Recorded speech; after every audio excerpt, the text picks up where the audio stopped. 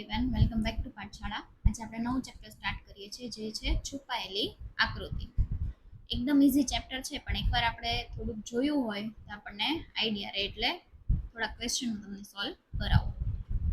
છુપાયેલી આકૃતિ એટલે કે શું? કે તમને એક આપ્યું હશે,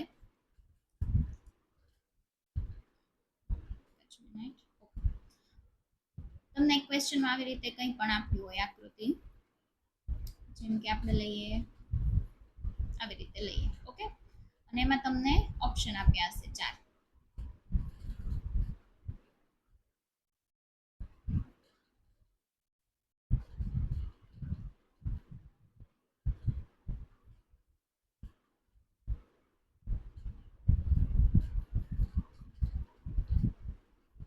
ઓકે,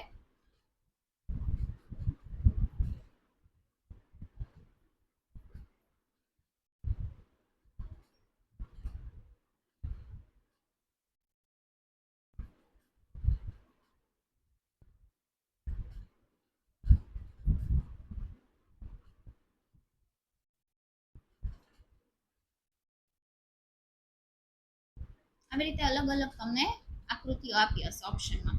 તો તમારે જોવાનું કે આ આકૃતિ છે એ આમાં કયા આકૃતિમાં છુપાયેલી છે એ તમારે ગોતવાનું છે. તમે જુઓ, તો જો આ જે ચોરસ છે, પછી આ ત્રિકોણ છે, તો તમે જો આમાં ત્રિકોણ છે, પણ એ તો અહીંયા આ સાઈડ છે, ઓકે. ગોળ કરી નાખું છું. પછી આ જો આવું તો કઈ છે જ નહીં આમાં, અને જો અહીંયા છે, જો આ ત્રિકોણ બની ગયું, તો સી તમારો આન્સર થશે, ઓકે. આને કહેવાય છે છુપાયેલી આકૃતિ. કે તમને જે ક્વેશ્ચનમાં આકૃતિ આપી હોય એ આકૃતિ તમારા જે 4 ઓપ્શન આપ્યા હોય એમાં કંઈક છુપાયેલી હોય, એ તમારે કયા ઓપ્શનમાં એ આકૃતિ છે એ તમારે ખાલી ગોતવાની હોય છે, ઓકે. ચલો એની ઉપરથી થોડા ક્વેશ્ચન સોલ્વ કરીએ. 1-2 હું કરાવું અને 2-3 તમે જાતે કરો.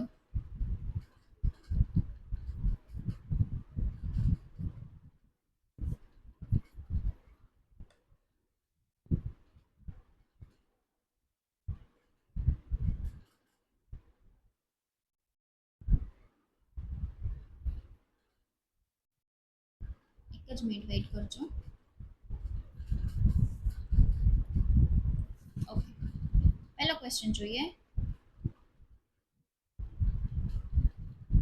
તમે જો આ છે ને ક્વેશ્ચન છે, બરોબર, કે આવી આકૃતિ આ 4 ઓપ્શનમાંથી ક્યાં છે એ તમારે જોવાનું. તો તમે જુઓ, પહેલા તો આ 2 લાઈન છે એ તમારે જોવાનું. તો જો અહીંયા તો આ લાઈન ખૂટેલી છે, અને તમે જો આ બેમાં જુઓ તો અહીંયા વચ્ચે ક્યાંય છે ત્રિકોણ નહીં, એટલે ઓપ્શન એ કેન્સલ થઈ જશે. ઓપ્શન આવી આકૃતિ ઘણીવાર કોમ્પ્લિકેટેડ આકૃતિ આવી જાય, કે જેમ કે અઘરી આકૃતિ છે તમને ખબર ન પડે, તો ઓપ્શન છે ને એલિમિનેટ કરવાના, કે આ ઓપ્શનમાં આ આકૃતિ છે નહીં, આ ઓપ્શનમાં આ આકૃતિ છે નહીં, એમ કરતા કરતા તમે એના જવાબ સુધી પહોંચી જાઓ, ઓકે. પછી જોઈએ, જો તમે અહીંયા જુઓ ને, અહીંયા વચ્ચેથી ખૂટે છે. જો આ 2 લાઈન છે, પણ અહીંયા આવી રીતે છે નહીં, એટલે ઓપ્શન સી કેન્સલ થઈ જશે, ઓકે. અહીંયા તો 2 લાઈન બહુ આઘી આઘી છે, અહીંયા વચ્ચે લાઈન છે જ નહીં, એટલે ઓપ્શન ડી તે કેન્સલ થઈ જશે. હવે તમે આમાં જુઓ, તો જો અહીંયા 2 લાઈન છે, આ 2 લાઈન, અને આ જે ત્રિકોણ પડે છે, તો તમે જો અહીંયા ત્રિકોણ પડે છે, ઓકે, એટલે ઓપ્શન બી તમારો આન્સર થશે, ઓકે. ચલો નેક્સ્ટ જોઈએ.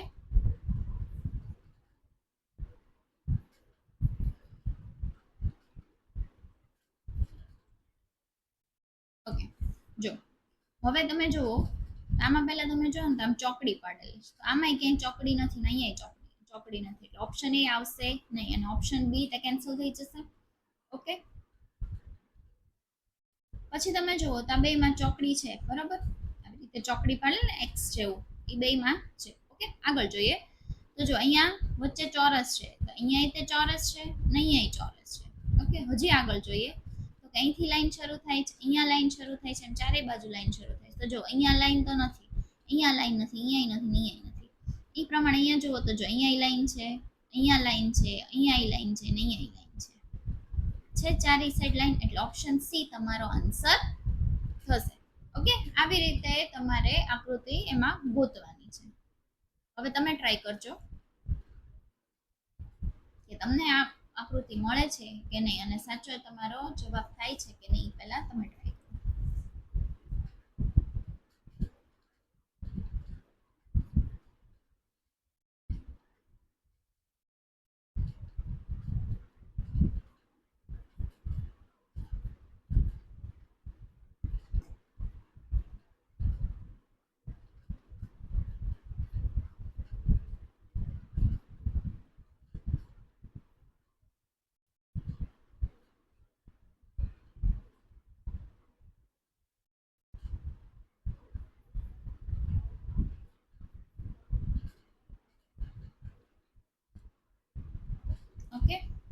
આપણે જોઈએ તો તમે જુઓ પેલા આ જે છે ક્રોસ લાઈન છે તો કે હા અહીંયા છે અહીંયા છે, જો અહીંયા નથી એટલે સી તો નહીં જ આવે બરોબર, અને અહીંયા છે. ઓકે, હવે એનથી ક્રોસ પડે છે તો તમે જુઓ અહીંયા ક્રોસ પડે છે પણ અહીંયા તો કટ થઈ જાય છે નહીં એટલે બી આવશે નહીં. જો અહીંયા ક્રોસ પડ્યું પણ અહીંયા ઉપર છે જતું નથી, જો આ ઉપર વાળું છે ને અહીંયા ઉપર છે નહીં એટલે આ આવશે નહીં, એટલે ઓપ્શન એ તમારો આન્સર થશે. કેવી રીતે? તો જો કે જો આ ક્રોસ તો છે તે, અને અહીંથી અહીંયા લઈ અને અહીંયા તો થઈ ગયું, અહીંયા લઈને અહીંયા.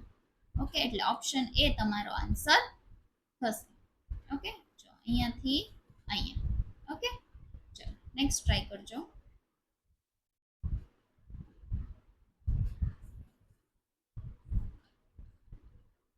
એક જ મિનિટ વેઇટ કરજો.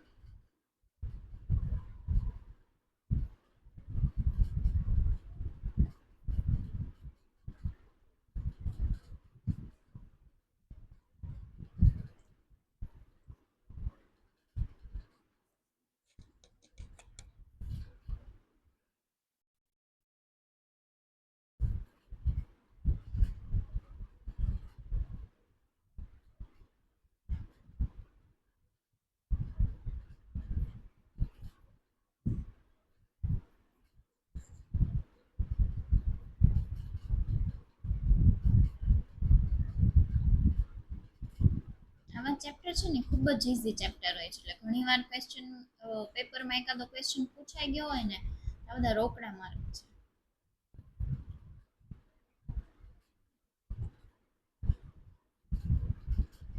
ઓકે, પહેલા તમે ટ્રાય કરો.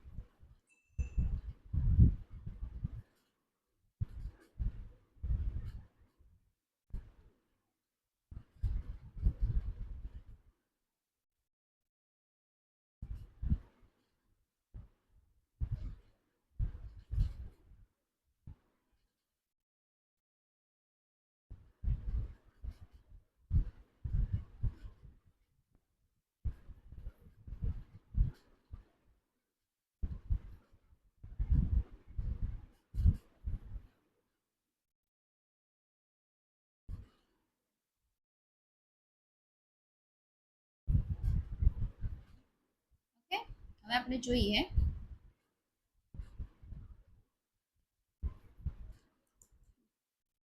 તો જો ડાયમંડ શેપ બને છે તો જો તમે અહીંયા ડાયમંડ છે પણ અહીંયા તો પૂરો થતો નથી એટલે આ આવશે, ઓપ્શન એ આવશે નહીં. આમાં જો તો અહીંયા ડાયમંડ શેપ બનતો જ નથી એટલે અહીંયા નહીં આવે. હા, જો અહીંયા ડાયમંડ શેપ બને છે અને આમાંય ડાયમંડ શેપ બને છે એટલે સી કે ડી માંથી ઓપ્શન આવશે, આન્સર આવશે. પછી આ ડાયમંડનો જે નીચેનો ભાગ છે ને ત્યાંથી આમ જાય તો તમે જો અહીંયા ડાયમંડનો નીચેના ભાગથી અહીંયા નથી ને અહીંયા નથી એટલે ઓપ્શન સી તમારો આન્સર થશે. કેવી રીતે? તો કે આ ડાયમંડ બની ગયું અને ડાયમંડથી આ નીચે. ઓકે, એટલે ઓપ્શન સી તમારો આન્સર થશે. નેક્સ્ટ ટ્રાય કરજો.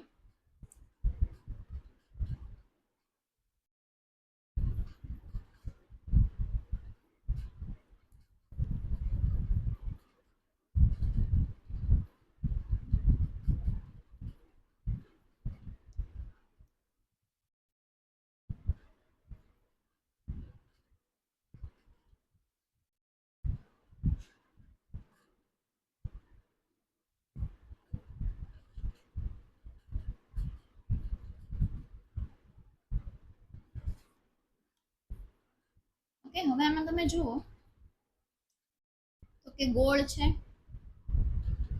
ચોરસ છે અને એની અંદર ગોળ છે. તમે જો અહીંયા એકલું ચોરસ જ છે, અહીંયા એકલું ગોળ જ છે એટલે ઓપ્શન એ અને બી આવશે નહીં.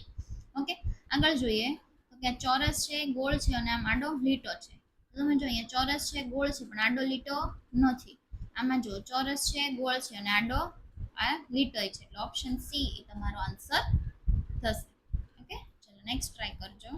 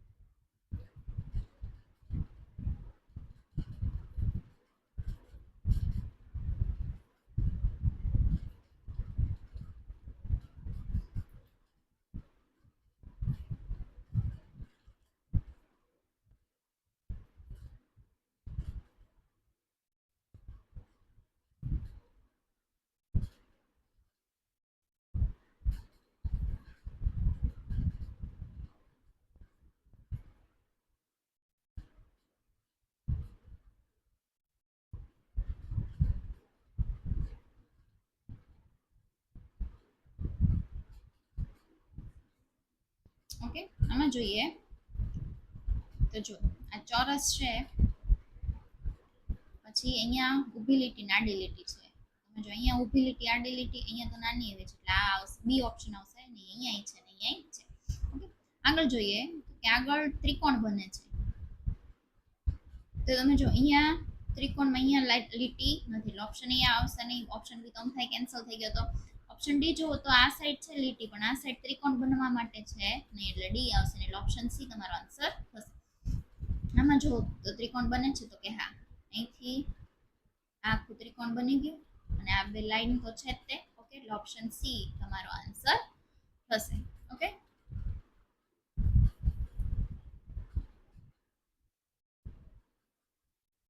ઓકે, લાસ્ટ ક્વેશ્ચન ટ્રાય કરો પહેલા તમે.